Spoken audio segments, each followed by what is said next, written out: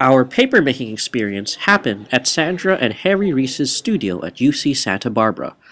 The exercise itself begins with a machine known as the Hollander beater.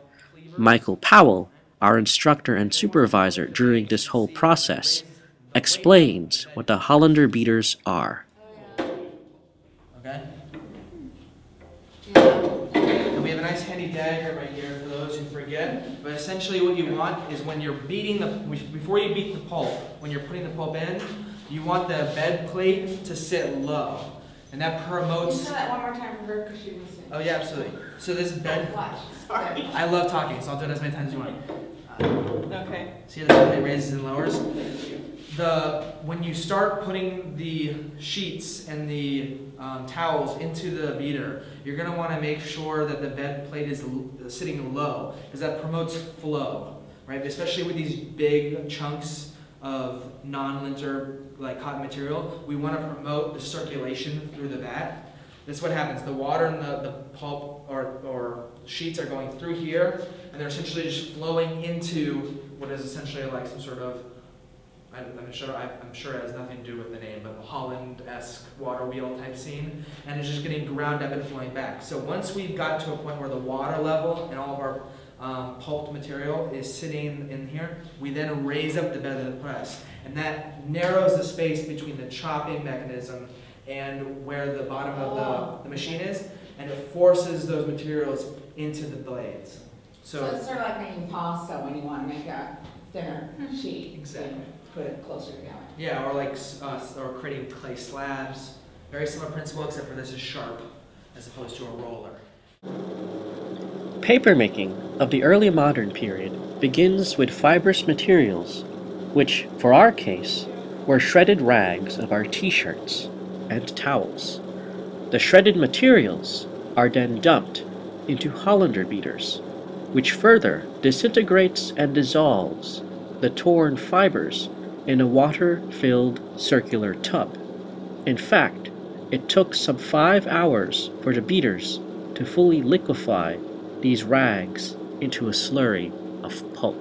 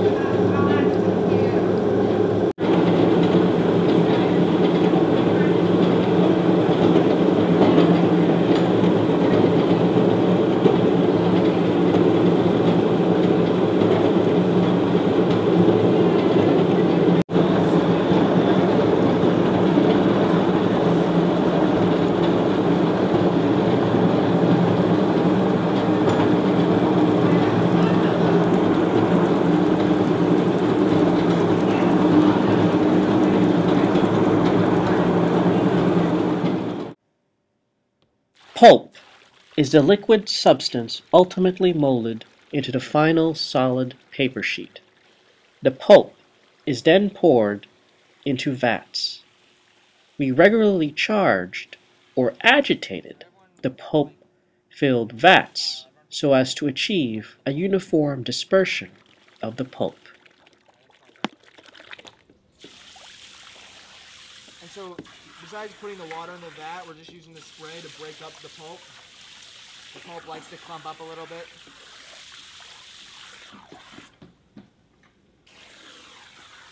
Does anyone have any desire to do this? I don't want to take away from someone's experience.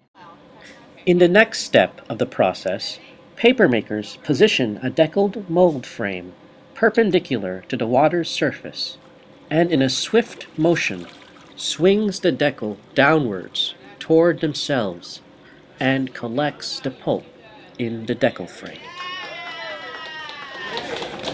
Not quickly, but just conscientiously. You can actually just pull it towards you. Oh, towards me? Don't let it drip on that. Oh, you did it beautifully. Not one Batman's tear. Oh, excellent sheet. And now I can start to drain. Exactly. Haven't gotten anyone yet.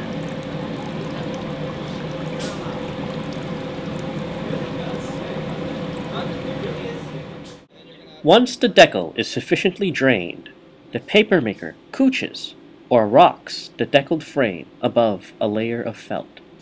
The act of couching ensures that the pulp comes to adhere to the felt.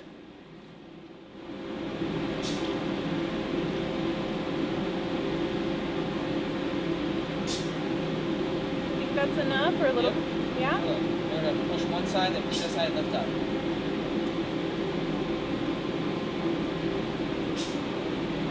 Beautiful. Yes. We then layered and sandwiched the pulp molds between felt and placed these layers between a metal corkscrew press.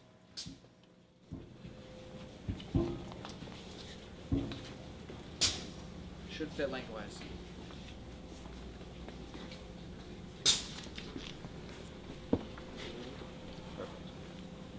Does it get more medieval looking than this? Okay, just keep going a little bit. going. You want to go all the way in? Perfect. And then someone can start screwing it down.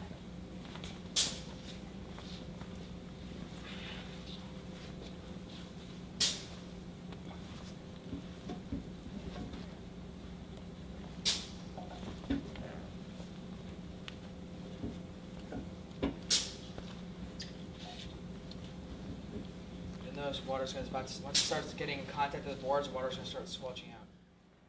The turning of the press exerts pressure that squeezes out more water from the pulp.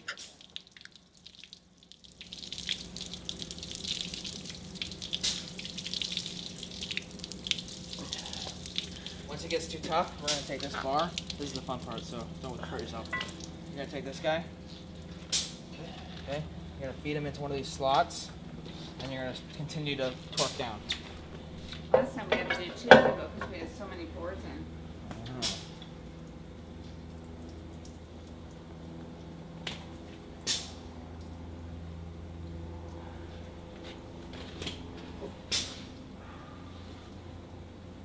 Alright, once it gets pretty hard, you know you're done.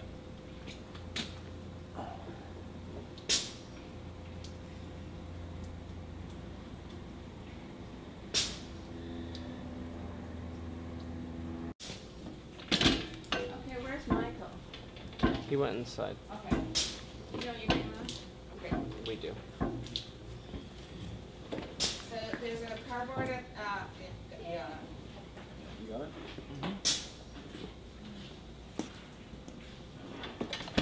All right.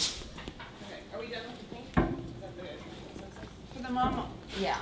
Whatever you don't use, just rebuck it. Come on inside, we're gonna hand off and we're going to go in it. So.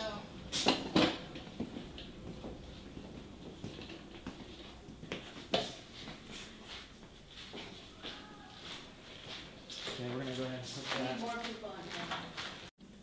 But that, ladies and gentlemen, is how we take the sheet from the felt and place it into the blotter paper. At that point, we are going to place another blotter sheet on top.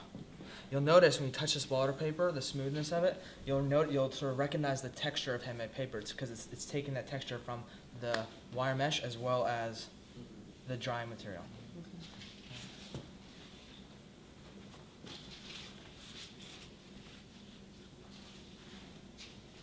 Whoa, lots of texture. Yeah, so you essentially create that sandwich for every sheet. Wow.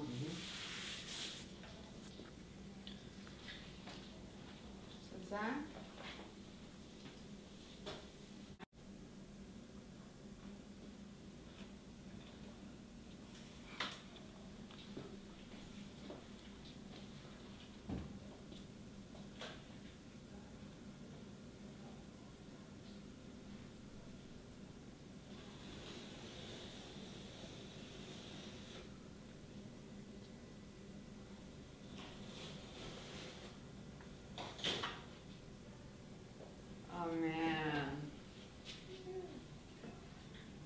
beautiful.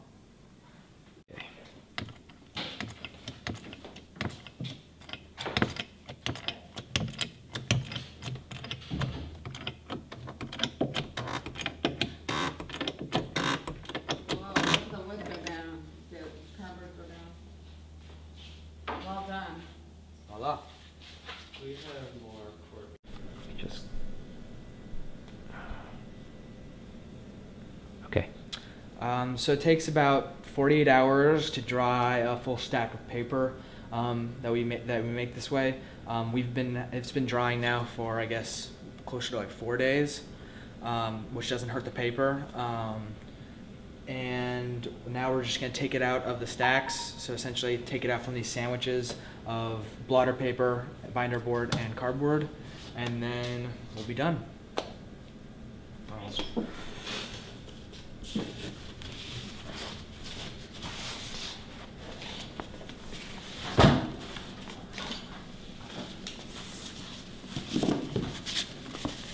So actually, we're going to start from the bottom and go up in order to preserve the order you guys want.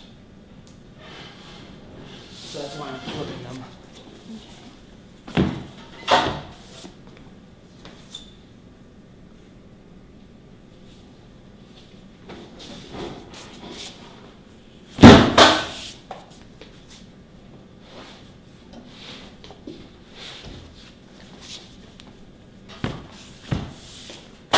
Okay, you guys want to do the honors? Sure. And then Yeah, and then what you're going to want to do flip it is, over. the paper looks like it's actually probably, we can probably just, and there's your sheet. Beautiful. And look, we can hold it up to the light, and you can see that it's actually pretty opaque, but it has a transparency to it. And actually, if you hold it up to the full light, you can see the inconsistencies in the paper, but generally, these sheets are pretty like uniformly formed. See, there's no like discretely denser spots. So that's a pretty great sheet of paper. Wow. And I don't know what kind of consistency you guys want, but the fact that this is sort of semi-transparent a little bit, but it's mostly opaque. Yeah, I think this is pretty good. And that means we can even have bleed through. Right. All right, somebody else want to do it? Sure. Just continue the stack over here. Yeah. What we can do is actually move the stack further over, and then move these sheets up. So these sheets, because they're so thin and pure cotton, they're going to be extremely vulnerable to getting like widow's peaking, which is when you accidentally hold the paper wrong and you get those little triangle dents. So I'm not going to do it to the sheet, but if like I was supposed to just pick this up like roughly, you get these weird widow's peaks, and those actually don't come out. They like stay. So when you're holding a sheet of paper, it's good to bring like 2 hands, cup the sheet slightly, like that. Or if you're drawing it from the edge, to make sure to just lightly bring it up without having to crease it, like that. Ooh, look at that one. Oh, it's dirty. Yeah, it's really dirty. Okay. What did you say to do? So it's like actually like really dry and really coming off really nicely, so you can just peel it off like that, yeah. And it won't. And actually, if you hold down to light, you can see the difference in those two sheets. Oh, this Oh, is the one yeah. that Patty made that she pulled up too quickly, and it had, remember, Yeah, had it has you the could rip. see the, It looks This like a one has watermark bugs in it, now. too, Yeah. yeah, that one's Yeah. cool. which means Very cool. they can with the bugs, they can now date that paper as well as specifically what county or area it was made in. Exactly. Yeah. Okay. Which one